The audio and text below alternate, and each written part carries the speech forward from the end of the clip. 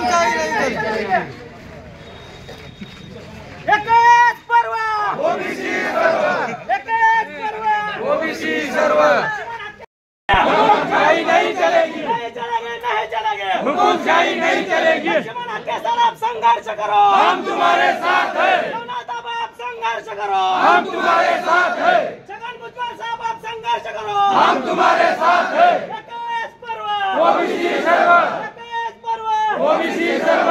झुंडशाही नहीं चलेगी, नहीं चलेगी, नहीं चलेगी। परम पूज्य विश्वरत्न डॉक्टर बाबासाहेब आंबेडकरांचा, विजय असो, परम पूज्य विश्वरत्न डॉक्टर बाबासाहेब आंबेडकरांचा विजय असो। संघर्ष करो, हम तुम्हारे साथ हैं, रघुनाथ आप संघर्ष करो, हम तुम्हारे साथ हैं। परम पूज्य विश्वरत्न डॉक्टर बाबासाहेब आंबेडकरांचा, विजय असो, परम पूज्य विश्वरत्न डॉक्टर बाबासाहेब आंबेडकरांचा।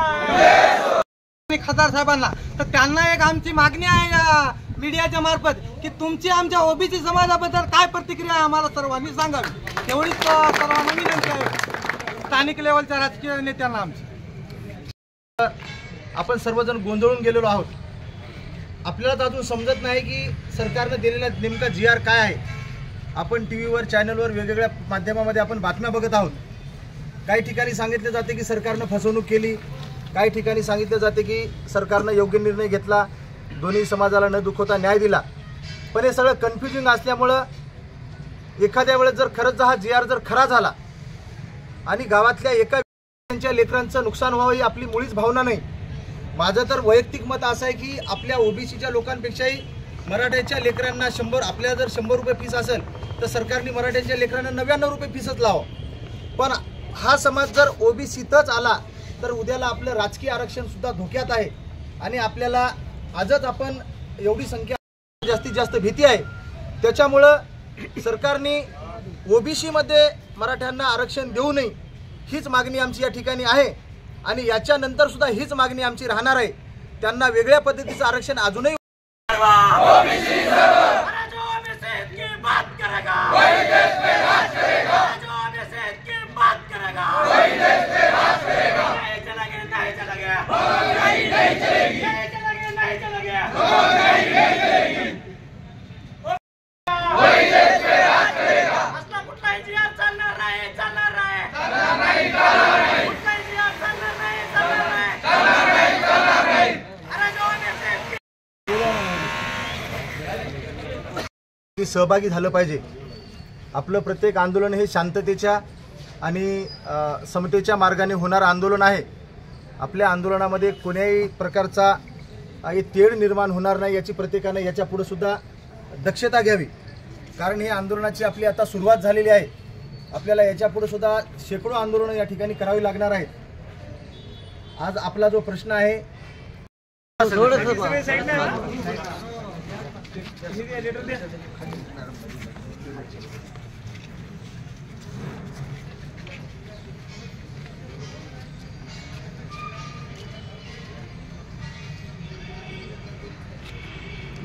एकच पर्व ओबीसी सर्व, एकच पर्व ओबीसी सर्व। ओबीसी एकजुटीचा विजय असो, ओबीसी एकजुटीचा विजय असो।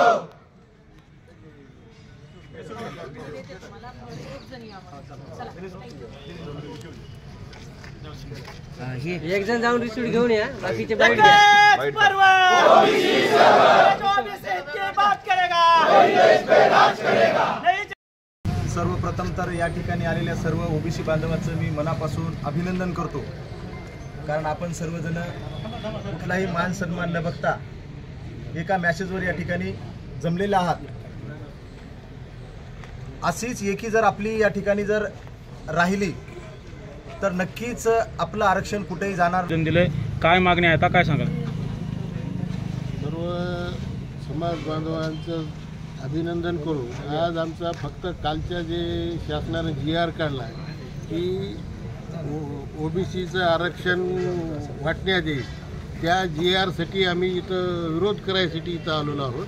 आणि आमचं ते राजकीय आरक्षण आहे, आमची छोटी ग्रामपंचायत असेल, पंचायत समिती, जिल्हा परिषद या माध्यमातून शासन आमचं राजकीय आरक्षण हिरावून घेण्याचा प्रयत्न करत आहे। त्या विरोधासाठी आम्ही इथं आलेलो आहोत आम्हाला बाकी कुणाही समाजाचा विरोध नाही किंवा कोणा लेकराचा विरोध नाही किंवा लेकरं शिकले नाही पाहिजे. लेकरं शिकले तरच आपल्या देशाची प्रगती होणार आहे. त्यासाठी आम्ही इथं आमच्या राजकीय अस्तित्वासाठी इथं आलेलो आहोत. एवढं बोल. एकच पर्व याच्यामध्ये आपण ओबीसीच्या मनामध्ये वैभव आहे, भेव आहे, त्या विरोधामध्ये आपण या ठिकाणी शासनाला निवेदन दिलं आणि ओबीसींना असं सांगण्याचा प्रयत्न केला की बाबा भेऊ नका. आता राहिला प्रश्न आरक्षणाचा. मराठा समाजाच्या कुठल्याही आरक्षणाला आपला विरोध नाही, कोणत्या शैक्षणिक आणि आर्थिक. आणि ओबीसीला काय आहे त्याचं कारण सांगतो. कारण इथला जो सामाजिक प्रतिनिधित्व ज्याला म्हणतात, गावगाड्यातला पंचायत समिती असेल, जिल्हा परिषद असेल, ग्रामपंचायतचा सरपंच असेल,